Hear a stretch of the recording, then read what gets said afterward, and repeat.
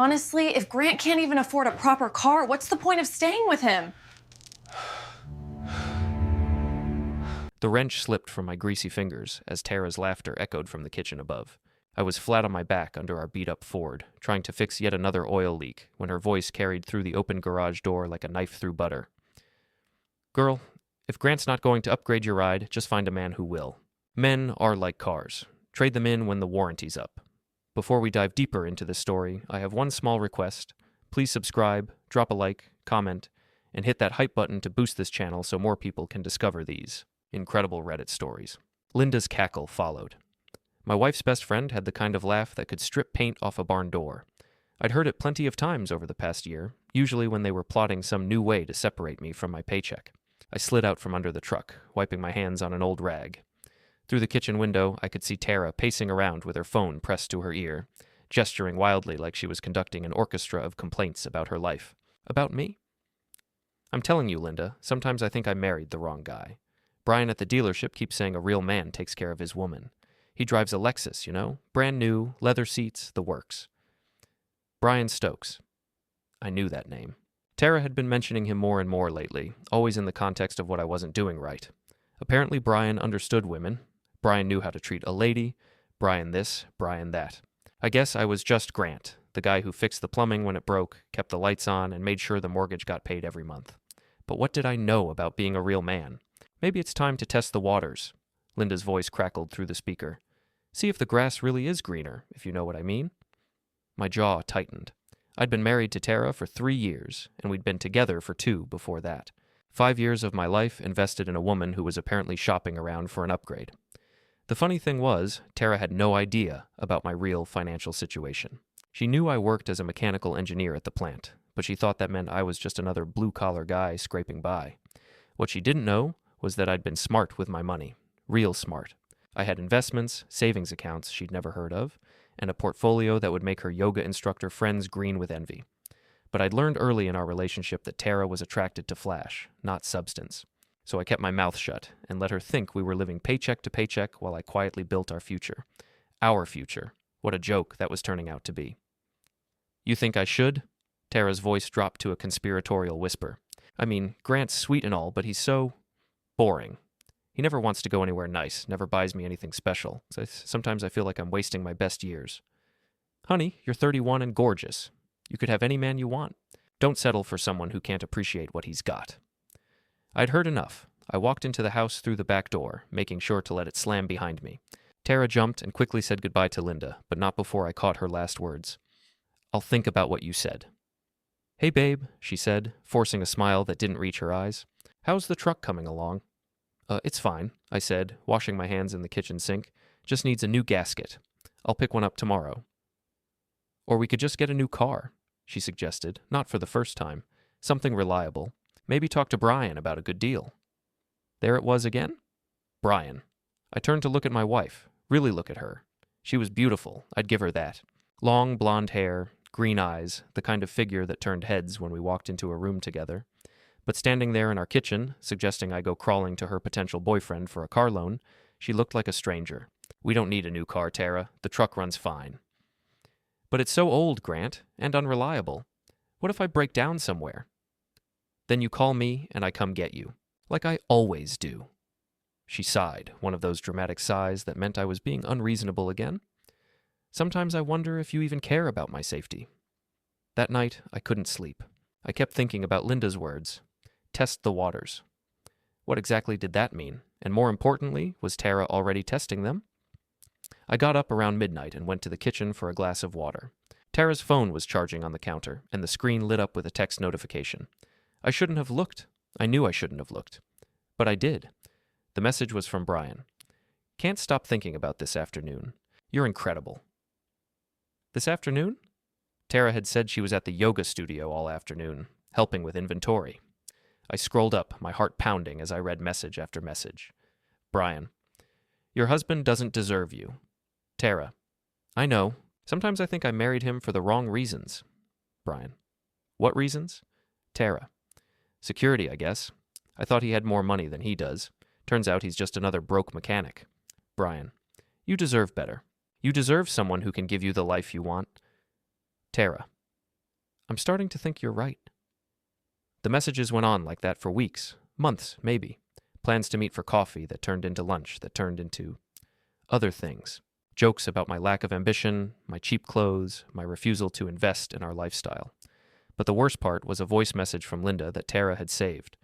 Girl, you need to think strategically. If Grant's not going to step up financially, then you need to find someone who will. And if he's got money hidden away somewhere, you need to find that too. Either way, you win. I set the phone down carefully, my hands shaking with rage. They weren't just planning to cheat on me, they were planning to rob me blind in the process. Well, ladies, I thought, let's see how strategic you really are. The next morning, I called in sick to work. I had planning to do, and it was going to take all day. First stop, my lawyer's office. Jim Patterson had been handling my personal legal affairs for years, and he was the only person who knew the full extent of my financial situation. Grant, he said, looking up from a stack of papers. What brings you here? Please tell me Tara isn't asking for a divorce. Not yet, I said grimly, but I need to prepare for the possibility, and I need to do something that might sound crazy. I explained the situation, the cheating, the gold digging, Linda's strategic advice. Jim listened without interruption, his expression growing more serious by the minute. So what do you want to do? He asked when I finished. I want to disappear. Financially, I mean. Make it look like I've lost everything. Job, savings, the works. I want to see just how much my loving wife really loves me when she thinks there's nothing left to love. Jim leaned back in his chair. That's actually brilliant and completely legal, as long as you're not hiding assets in a divorce proceeding. But Grant, are you sure you want to go down this road? Once you start this kind of game, there's no taking it back. I'm sure. Can you help me? I can. It'll take a few days to set up, but I can create a paper trail that makes it look like you've been laid off, your investments have tanked, and you're facing bankruptcy. The question is, how far are you willing to take this? As far as it needs to go. 3 days later, I came home with the performance of my life. I walked through the front door looking like I'd been hit by a truck, slumped my shoulders, and sat down heavily at the kitchen table where Tara was reading a magazine. We need to talk, I said. She looked up, annoyed at being interrupted. What's wrong now? I lost my job today. Budget cuts. They're laying off half the engineering department. Her face went white. What? But you've been there for 6 years. Doesn't matter. Last hired, first fired. And with the economy the way it is, I shook my head. It gets worse, Tara. Remember those investments I told you about? The stock market crash wiped them out. Everything's gone. Gone? What do you mean gone? I pulled out a folder of fake documents Jim had prepared. Layoff notices, bankruptcy filings, foreclosure warnings. Tara's hands shook as she read through them. How is this possible? She whispered. I made some bad choices. Trusted the wrong financial advisor. Put too much money in risky investments. I thought I was being smart, but I was just being stupid. So what does this mean? What happens to us? It means we're broke, Tara. We'll have to sell the house. Probably move into an apartment. I'll find another job eventually, but it might take months. We're going to have to cut back on everything. I watched her face carefully as the implications sank in. The yoga studio membership would have to go, the weekly mani-pedis, the shopping trips with Linda, all the little luxuries she'd come to see as necessities. There has to be something we can do, she said desperately. Some way to fix this. I'm trying, babe, but right now we just have to tighten our belts and get through this together. She nodded, but I could see the wheels turning behind her eyes. I gave her exactly 24 hours before she made her move. I was wrong. It took 18 hours. I came home from my fake job search to find half her clothes gone and a note on the kitchen table. Grant, I can't do this. I can't live like this. I need some time to think about what I want. I'm staying with Linda for a while. Don't call me. I laughed out loud. Actually laughed.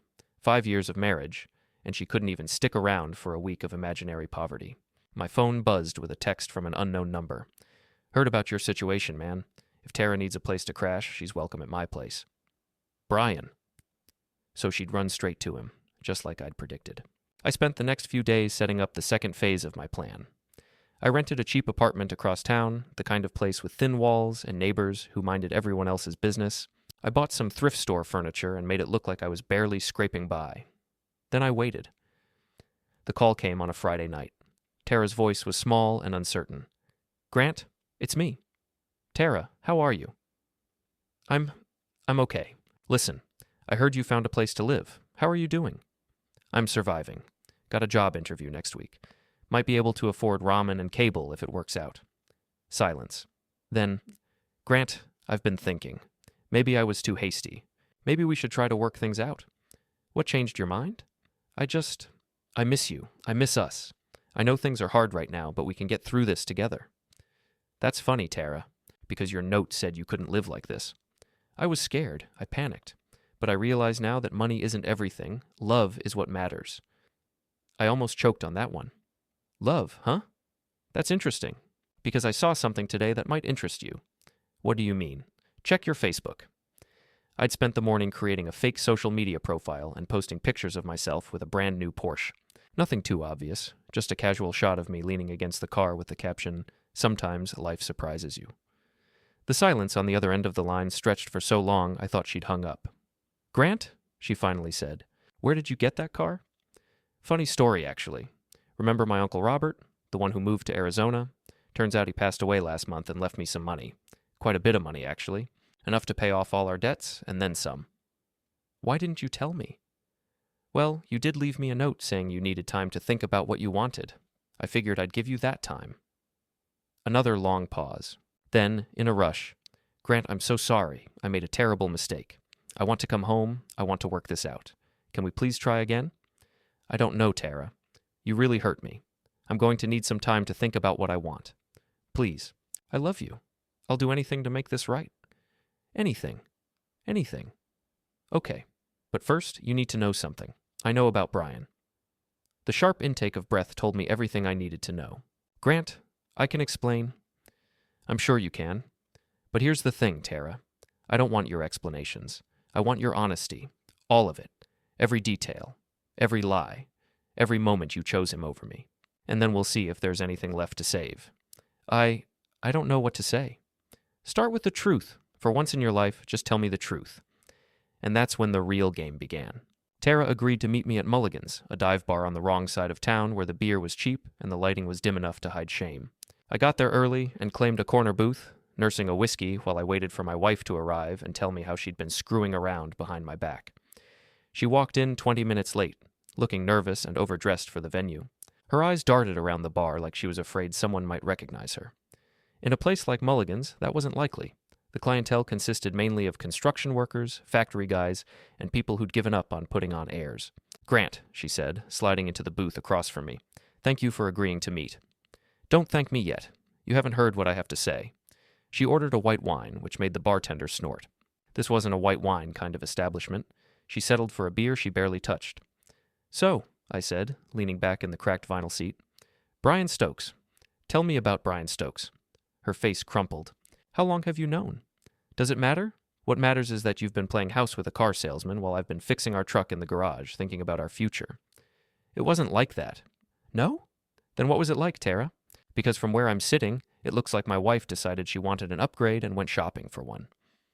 She started crying then, the kind of tears that were supposed to make me feel guilty for being mean to her. But I'd seen those tears before, usually when she wanted something expensive. I never meant for it to happen, she said. It just did. Brian was so attentive, so romantic. He made me feel special. And I didn't? You made me feel safe. But that's not the same thing. Safe. Right. How terrible for you, feeling safe with your husband. That's not what I meant. Then what did you mean, Tara? Because I'm trying really hard to understand how a woman goes from feeling safe with her husband to feeling special with someone else's husband. Brian's not married? No, but you are. Or were you planning to do something about that? She didn't answer, which was an answer in itself. Let me guess, I continued. Linda told you to test the waters, see if there were better options out there. Maybe find out if I had any money hidden away that you could get your hands in a divorce. Her face went pale. You heard that? I heard a lot of things, Tara. Like how you married me for financial security that turned out to be a disappointment. Like how I'm just another broke mechanic who doesn't deserve you. Like how Brian could give you the life you really wanted. Grant, please, I'm not done. I leaned forward, my voice low and steady. See, here's what I find interesting. The moment you thought I was broke, you were gone. Didn't even try to stick around and help me figure things out. Just packed your bags and ran straight to your backup plan. I was scared. Of what? Poverty? Or having to actually act like a wife instead of a princess? That's not fair. Fair? I laughed, and it wasn't a pleasant sound. You want to talk about fair? Let me tell you what's fair, Tara. Fair would be you coming to me when you were unhappy instead of running to Linda for advice on how to trade up. Fair would be you trying to work on our marriage instead of working on your exit strategy.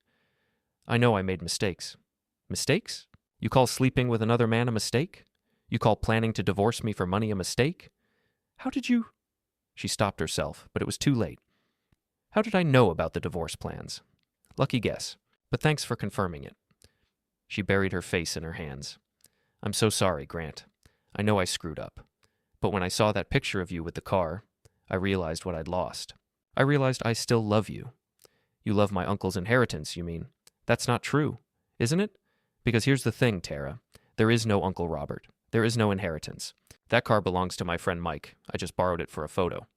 Her head snapped up. What? You heard me. I'm still broke, remember? Lost my job, lost my investments, facing bankruptcy. All those problems you couldn't handle, they're still here. The color drained from her face completely. But you said... I lied, just like you've been lying. Doesn't feel good, does it? She stared at me like I'd grown a second head. So we're still... broke? Yeah, still broke. Still unemployed. Still facing foreclosure. Still all those things that made you run away in the first place. Then why did I lie about the inheritance? Because I wanted to see what you'd do. I wanted to see if my wife would come back to me out of love or out of greed. Guess we both got our answer. She started crying again, harder this time. Grant, please. I know how this looks, but I do love you. I made a terrible mistake, but I want to fix it. With what? Your love? Because that's all I've got to offer, Tara. No money, no security, no guarantees. Just me, trying to rebuild my life from scratch. You interested in that deal? That's what I thought. I stood up and threw a 20 on the table. Here's what's going to happen. I'm going to go back to my crappy apartment and my job search. You're going to go back to Brian and his Lexus. And we're going to call this marriage what it really was. A business transaction that didn't work out. Grant, wait. No, Tara, I'm done waiting. I waited for you to love me. I waited for you to appreciate what we had. I waited for you to choose me over your fantasy of something better. I'm done waiting. I walked out of Mulligan's and into the parking lot, where Brian Stokes was waiting by his precious Lexus. Well, I said, if it isn't the upgrade. Brian was exactly what I'd expected. Tall, tan, and artificial. He looked like he'd stepped out of a men's fashion magazine if the magazine was called Douche Weekly. Grant, he said, trying to sound confident. We need to talk. Do we? About what? About how you've been screwing my wife? Or about how you convinced her to leave me? Look, man, I never meant for things to go this far. It just happened. Right. You just accidentally fell into bed with a married woman. These things happen. Tara's not happy with you. She hasn't been for a long time. And you were just helping her figure that out? She deserves better than what you're giving her. I laughed. Better? You mean like a guy who hits on married women? A guy who promises them a lifestyle he probably can't afford? Yeah, she really traded up. Brian's face hardened. At least I can take care of her properly. Can you? Because from what I hear, you're a car salesman at a mid-tier dealership. Not exactly high-roller territory. I do all right. I'm sure you do, but here's the thing, Brian. Tara's expensive. Really expensive. She's got champagne tastes and a shopping addiction. Think you can handle that on commission? We'll manage. Will you? Because I've been managing it for 5 years, and it's not easy. But hey, she's your problem now. I started to walk away, then turned back. Oh, and Brian? You might want to ask her about Linda's advice on marriage. You know, the part about trading men in when the warranty's up. Just something to think about. His confident expression faltered. What's that supposed to mean? Ask your girlfriend.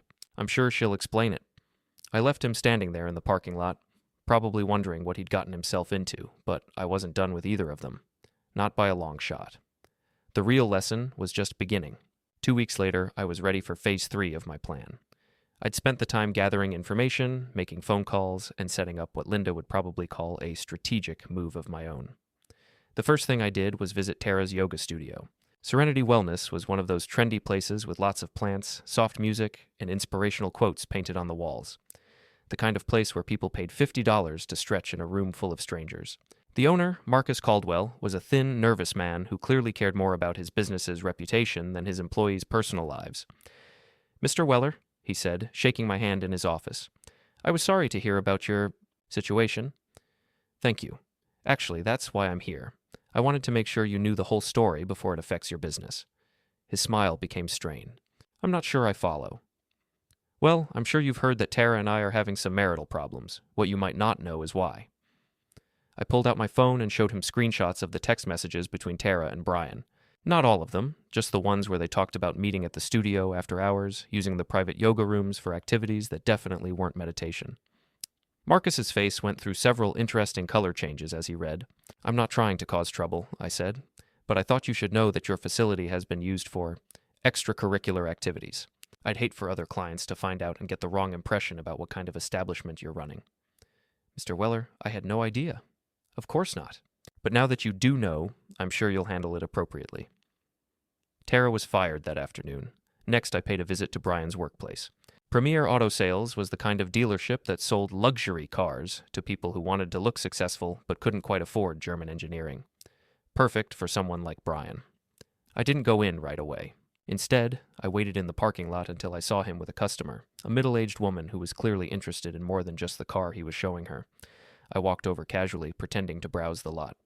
Brian, I called out cheerfully. How's it going, buddy? He looked like he'd seen a ghost. Grant, what are you doing here? Shopping for a car, of course.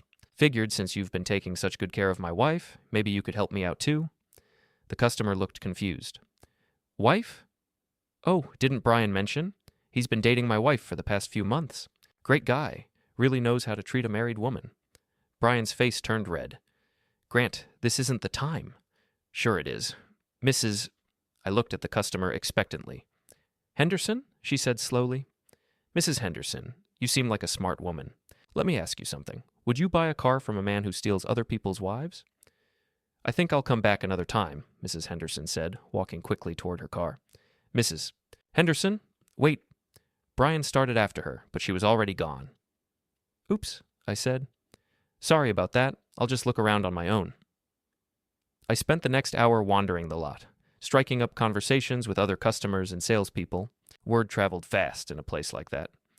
By the time I left, everyone knew Brian Stokes was the guy who broke up marriages, but I wasn't finished with him yet. That evening, I drove to his apartment complex, one of those generic places where young professionals went to pretend they were successful. I parked across the street and waited. Brian came home around 8, looking tired and frustrated. Probably hadn't been a great day at work. I gave him time to get settled, then knocked on his door. What the hell do you want? He said when he saw me. Just thought we should finish our conversation from the other night. Man to man. We have nothing to talk about. Sure we do. We need to talk about Tara. She's not your wife anymore. Actually, she is. We never filed for divorce. Funny thing about marriage, it doesn't end just because someone moves out. Look, Grant, I'm sorry things didn't work out between you two, but are you? Sorry, I mean. Because you seem pretty happy to be playing house with another man's wife. Tara's an adult. She can make her own choices. Can she? Because from what I've seen, Tara makes choices based on whoever's whispering in her ear at the moment. First it was Linda, now it's you. Question is, what happens when someone else starts whispering? What's that supposed to mean? It means Tara's got expensive taste, Brian. Really expensive. Hope you're ready for that. I can take care of her. Can you? Because I did some checking. You're not exactly eliminating it at the dealership, are you? Matter of fact, word is you're barely making quota most months. His jaw tightened. My finances are none of your business. They are when you're spending them on my wife. See, here's what I think happened. Tara was unhappy with our modest lifestyle, so she went looking for someone who could offer her more. You seemed like a good bet. Nice car, flashy job, smooth talk. But you're just another guy trying to look more successful than you really are. You don't know what you're talking about. Don't I? Let me guess. You lease the Lexus, you're behind on your credit cards, and this apartment is about all you can afford. Am I close? The look on his face told me I had hit the mark. So here's my question, Brian. What happens when Tara figures out you're not the upgrade she thought you were? What happens when she realizes you can't actually give her the life she wants? She loves me. She loves what she thinks you represent. But when the bills start piling up, when she realizes you're just another broke guy with a fancy car payment, how long do you think that love will last? Longer than it lasted with you. Maybe. Or maybe she'll start looking for her next upgrade. Maybe she'll find some other guy to whisper promises in her ear. What do you think, Brian? Think Tara's the settling down type? Or is she the trading up type? I could see the doubt creeping into his eyes. Good. You're just trying to mess with my head, he said. Am I? Or am I trying to save you from making the same mistake I made? See, I thought Tara married me for love. Turns out she married me for security. When that security disappeared, so did she. What do you think she'll do when your security disappears? That's not going to happen, isn't it? Because I heard some interesting things today. Something about your sales numbers being down, your manager being unhappy with your performance, something about you being on thin ice at the dealership. His face went pale. How did you? Word gets around. Small town, smaller business community. People talk. You snake. You've been sabotaging me. Have I? Or have I just been letting people know what kind of man they're dealing with? A man who breaks up marriages, who lies to customers, who promises things he can't deliver. You can't prove any of that, can't I? I pulled out my phone and showed him the screenshots I'd shown Marcus earlier, plus a few more that detailed Brian's promises to Tara about their future together, promises about trips they'd take, things he'd buy her, the life they'd build together. Interesting reading, I said, especially the part where you tell her you're making 6 figures a year. That's a pretty big exaggeration for a guy who's struggling to make his car payment. You bastard. Now, Brian, no need for name-calling. I'm just trying to help you understand what you're getting into. Tara's going to expect you to deliver on these promises. When you can't, she's going to start looking elsewhere, just like she did with me. Get out. Gladly. But think about what I said, Brian. Think about whether you really want to be the next guy Tara trades in when the warranty expires. I left him standing in his doorway, probably wondering how his perfect plan had gone so wrong. But I still had one more stop to make. Linda's house was in a better neighborhood than mine, the kind of place where people kept their lawns perfect and their secrets hidden. She answered the door in a silk robe, looking like she'd been expecting someone else. Grant, what are you doing here? Hello, Linda. We need to talk. I don't think that's appropriate. Neither was advising my wife to cheat on me, but here we are. Her face hardened. I don't know what you're talking about. Sure you do. You're the one who told Tara to test the waters. You're the one who told her to find out if I had money hidden away. You're the one who turned my marriage into a business transaction. Tara makes her own decisions. Does she? Because it seems like she makes the decisions you tell her to make. That's ridiculous. Is it? Let me ask you something, Linda. How's your own marriage doing these days? Her confident expression faltered slightly. Fine. Really? Because I heard some interesting things about you and that personal trainer at your gym. What's his name? Derek? David? I don't know what you think you heard. I heard enough. Question is, does your husband know about your extracurricular activities? You're fishing. Am I? Or do I have photos? I didn't, but she didn't know that. The look of panic that crossed her face told me everything I needed to know. What do you want? She asked quietly. I want you to stay out of my marriage. I want you to stop giving Tara advice on how to destroy her life. And I want you to think very carefully about the consequences of your actions. Or what? Or your husband gets a very interesting email tomorrow morning, along with some other people who might be interested in your activities. You wouldn't? Try me. I turned to leave, then paused. Oh, and Linda, you might want to think about getting some new friends, ones who don't follow your advice. Because if Tara's smart, she's going to realize that listening to you was the worst mistake she ever made. As I drove home to my real house, not the fake apartment I'd been pretending to live in, I felt a sense of satisfaction I hadn't experienced in months. The pieces were falling into place, and soon everyone would understand exactly what kind of game they'd been playing. But the biggest revelation was still to come. 3 days later, everything came to a head at the most unlikely place, the grand opening of a new restaurant downtown. Tara had always loved being seen at social events, and apparently her new relationship hadn't changed that. What she didn't know was that I'd made sure to be invited too. I arrived fashionably late, wearing a suit I'd bought specifically for the occasion. Not too expensive, but well-tailored enough to make a statement. I wanted to look like a man who had his life together, not like the broken husband she'd left behind. The restaurant was crowded with the kind of people who considered themselves important in our small city. Business owners, local politicians, social climbers, and wannabes. Perfect audience for what I had planned. I spotted Tara immediately. She was standing near the bar with Brian, wearing a dress that probably cost more than most people's car payments. Brian looked uncomfortable in his ill-fitting suit, like a man trying to play a role he couldn't quite pull off. Linda was there too, holding court with a group of women who hung on her every word like she was dispensing wisdom instead of poison. She saw me first and whispered something to the group that made them all turn to stare. I smiled and waved. Grant! I turned to see Mike Rodriguez, my actual friend who'd let me borrow his Porsche for the photo. He was grinning and holding a beer. Didn't expect to see you here, he said. Wouldn't miss it. How's business? Can't complain. That little favor you asked for the other day, did it work out? Better than I hoped. Mike followed my gaze to where Tara was standing. Ah, the wife. She looks surprised to see you. I imagine she is.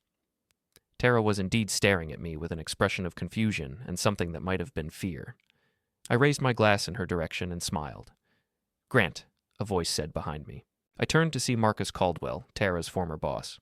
Good to see you again. Marcus, how's business? Much better since our conversation. Thank you for bringing that situation to my attention. Just being a good citizen. Marcus nodded and moved on, but not before shooting a pointed look at Tara. Word was definitely getting around.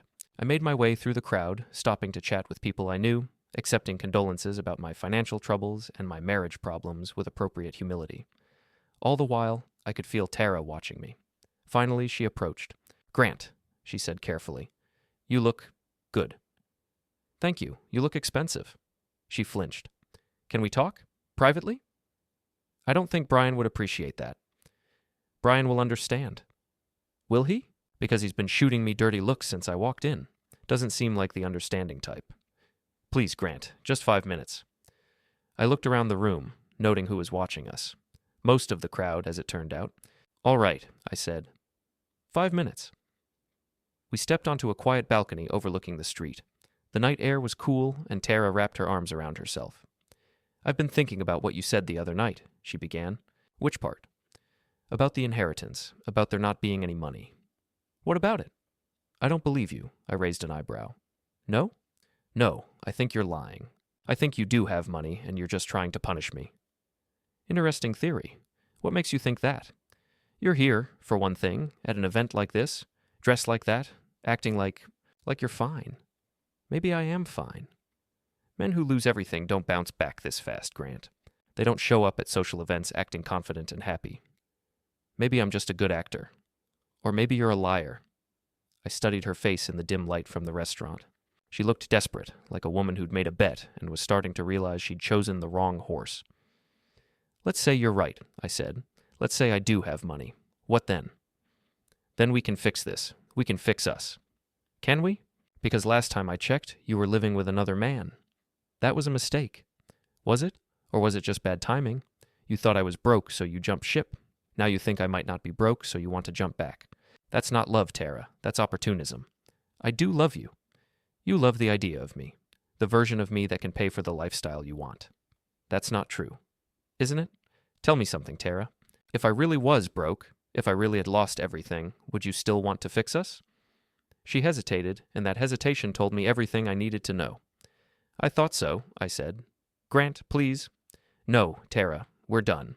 We've been done since the moment you decided I wasn't good enough for you. But if you have money, if I have money, what? You'll come back? You'll pretend the last few weeks never happened? You'll forget about Brian and Linda and all the plans you made to trade me in for a better model? I made mistakes. You made choices, and choices have consequences. I started to go back inside, but she grabbed my arm. Grant, wait. There's something you need to know. What? It wasn't my idea, any of it. Linda convinced me that you were hiding money from me.